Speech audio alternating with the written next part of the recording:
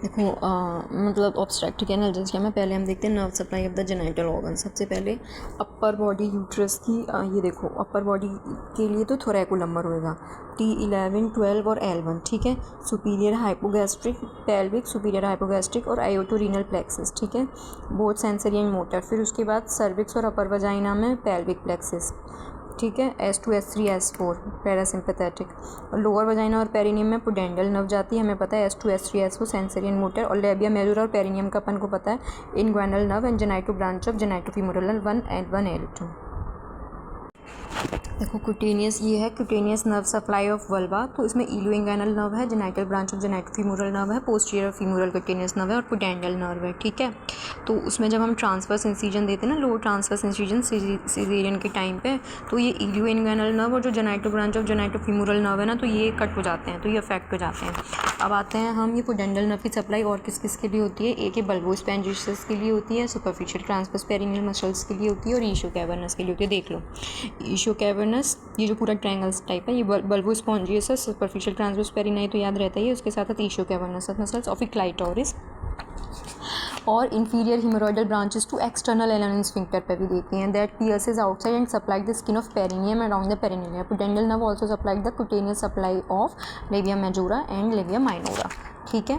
तो muscle cut during episode में हमें पता है superficial transverse perineal, perineal muscle, bulbocavernosus, pudendal nerve not cut, और जो नहीं होती है वो ईशो कैवर्नस नहीं होती है। देखो ईशो कैवर्नस की पोजीशन क्या है, ये है, तो ischio never cavernosus is never cut during episode, ठीक है, समझ गए नर्व सप्लाई।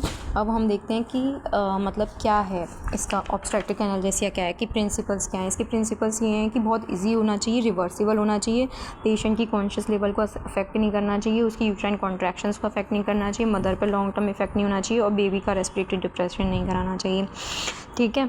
अब रिस्पॉन्स टू पेन क्या क्या आते हैं, हमें पता है कि वो पेशेंट की फियर, एंजाइटी और मतलब परसेप्शन पर डिपेंड करता है। फिजियोलॉजिकल रिस्पॉन्स क्या आते हैं, कॉर्टिसोल लेवल बढ़ जाएगा, सिंपैथेटिक नर्वस सिस्टम एक्टिवेट हो जाएगा, हाइपर वेंटिलेशन हो जाएगा और oxygen consumption delayed, gastric emptying, BP बढ़ जाएगा, कार्डियक आउटपुट बढ़ जाएगा, वास्कुलर रेजिस्टेंस बढ़ जाएगा। अब कौन कौन सा हमें क्या क्या मेथड हैं पेन रिलीफ के मेथड में, सबसे पहले तो साइको प्रोफाइलैक्सिस, पहले तो रीअश्योरेंस है, फिर टेंस है, ट्रांसक्यूटेनियस, ये रहा इसका साइको प्रोफाइलैक्सिस, पहले में रीअश्योरेंस है, फिर टेंस है, फिर उसके बाद सेडेटिव्स और ड्रग्स हैं, ओपियोइड एनाल्जेसिया है, patient controlled analgesia, sedative, tranquillisers, antispasmodic drug, inhalation agent में नाइट्रिक ऑक्साइड है, लोकल इन्फिल्ट्रेशन, पुडेंडल ब्लॉक है, पैरासर्वाइकल ब्लॉक है, कॉर्डल ब्लॉक है, एपिड्यूरल ब्लॉक है, सैडल ब्लॉक है, स्पाइनल है, कंबाइंड स्पाइनल एपिड्यूरल है, फिर सबसे एंड में जनरल एनेस्थीसिया है, ठीक है। फिर इसमें क्या है, सबसे पहले आते हैं हमें उसको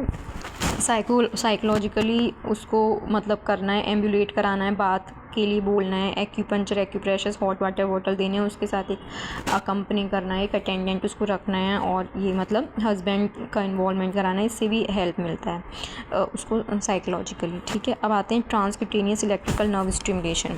इसमें क्या है कि ट्रांसक्यूटेनियस इलेक्ट्रिकल नर्व स्टिमुलेशन में electrodes are placed on the back at thoracolumbar, T10 and L11 and S2, S3, S4 dermatomes and low voltage electric current is transmitted through the skin. तो ये एडवांटेज होता है in the first stage of labour. तो second stage में तो बहुत ज़्यादा इसका एडवांटेज नहीं होता है। इसका डिसएडवांटेज ये है, it can affect the electronic fetal monitoring, ठीक है। अब आते हैं सीडेटिव्स में सबसे क्या सारे 6 आरली देना, pethidine 50 mg to 100 mg, promethazine 25 mg 4 to 6 hourly, metoclopramide 10 mg, यानी 50 25 10 पैथिडिन, प्रोमिथाजिन, मेटाक्लोप्रोमाइड और फिर ट्रेमेडोल 50 IV 4 to 6 आरली देना है जब भी तुम्हें ज़रूरत पड़े। प्रोमिथाजिन, मेटाक्लोप्रोमाइड, ट्रेमेडोल तो मुझे याद रहेगा ही रहेगा, प्रोमिथाजिन 25, मेटाक्लोप्रोमाइड 10, ट्रेमेडोल 50 और पैथिडिन भी 50 है। फिर ये देना है ये फेंटेनिल ये कह रहा है 25 to 50, ठीक है, IV और इंट्रामस्कुलरली 50, ठीक है। पेंटाजोसिन कहना है ना, फिर पेंटाजोसिन कह रहा है ये 2 से 3 मिनट में देना है, मतलब फॉलोइंग है 10 to 20 मिलीग्राम इंट्रावेनस डोज, ये intravenous dose and 30 milligram intramuscular dose, ठीक है। फेंटेनिल एक हमने देख लिया, पैथिडिन, फेंटेनिल ये कह रहा है बहुत ज़्यादा शॉर्ट एक्टिंग है, 50 to 100 microgram intravenously every hours, ठीक है।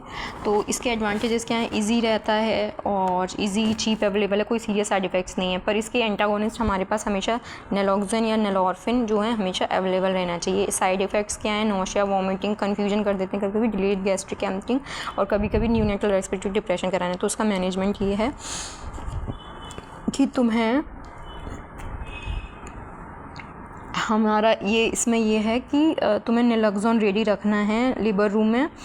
It can be given 10 to 15 minute before the delivery to women through umbilical vein directly into the newborn, ठीक है। Injection naloxone hydrochloride 400 to 800 microgram is given IM और IV to the mother. और neonatal का dose है 10 microgram पर kg, तो मतलब और मदर का डोज है 400 to 800 milligram IM IV to mother, ठीक है। कॉन्ट्राइंडिकेशंस क्या है, अगर ओपियोइड्स की कोई एलर्जी की हिस्ट्री। अब आते हैं patient controlled analgesia. Patient controlled analgesia में क्या आएगा, नारकोटिक्स, पैथिडिन, फेंटेनिल, रेमीफेंटेलिन। फास्ट ऑनसेट है, शॉर्ट ड्यूरेशन ऑफ एक्शन है। तो it is useful in women with thrombocytopenia, ठीक है। अब आते हैं सिडेटिव्स, ट्रैंक्विलाइजर्स। सिडेटिव्स में फिनोबार्बिटोन पहले यूज़ होता था, अब यूज़ नहीं होता। अब प्रोमेथाजिन हम यूज़ करते हैं 25 to 50 milligram IM 4 to 6 hourly. Promethazine तो हम लेबर रूम में भी देते हैं 25 to 50 मिलीग्राम। तो इसकी जो डोज है प्रोमेथाजिन IV 6 आवर्ली हम रिपीट कर सकते हैं। एंजायोलाइटिक होता है, एंटी हिस्टामिनिक है, सही है, एंटी एमेटिक है, एंटी कोलिनर्जिक है, ठीक है। फिर उसके बाद बेंजोडाइज़ेपिन देते हैं। बेंजोडाइज़ेपिन स्पेशली डाइज़ेपाम 2.5 मिलीग्राम IV और मिडाज़ोलाम भी दे सकते हैं हम, तो 3 मिलीग्राम का। डाइज़ेपाम और मिडाज़ोलाम मतलब वही डाइज़ेपाम मिडाज़ोलाम ये कह रहा है, दे सकते हैं। पर इसके साइड इफ़ेक्ट्स ये हैं कि neonatal respiratory depression, hypotonia, lethargy and hypothermia, ठीक है।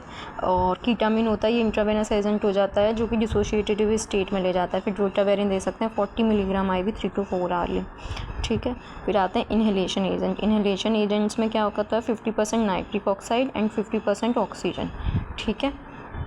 ये हम देते हैं इन्हेलेशन एजेंट में कॉम्बिनेशन ऑफ 50% नाइट्रस ऑक्साइड और 50% ऑक्सीजन, लेवल एंटोनॉक्स देते हैं in the late first stage and second stage of labour. तो it can cause dizziness, hypocapnia and hyperventilation, ठीक है। अब आते हैं रीजनल एनेस्थीसिया, ये सबसे इंपॉर्टेंट होता है। रीजनल एनेस्थीसिया में आता है सबसे पहले लोकल इन्फिल्ट्रेशन, लिग्नोकेन, जो हम एपी से पहले देते हैं 0.5 to 1% before AP local analgesia, ठीक है। अब आते हैं पुडेंडल ब्लॉक। पुडेंडल ब्लॉक जो है वो सेफ़ है, इट इज़ एक्सट्रीमली सेफ़।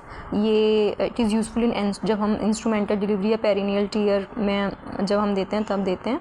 और इसमें क्या है, 2 मेथड्स हैं, ट्रांस वजाइनली दे सकते हैं, ट्रांस पेरिनियली दे सकते हैं। जब हेड बहुत ज़्यादा लो है और जब वजाइनली हम इस मतलब उसमें नहीं, it is done halfway between anus and ischial tuberosity going up to ischial spine, transperennially, जब मतलब वजाइनली स्पेस नहीं है तो।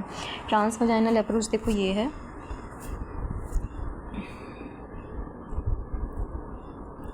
ट्रांस वजाइनल अप्रोच में ये है कि एक पुडेंडल ब्लॉक के लिए निडल लेंगे हम that allow 50 centimetre long 22 gauge needle लेंगे, ठीक है। तो उसको डालेंगे ओवर द पुडेंडल नर्व, ठीक है। स्पाइनल निडल और even a long vein flow needle can be used.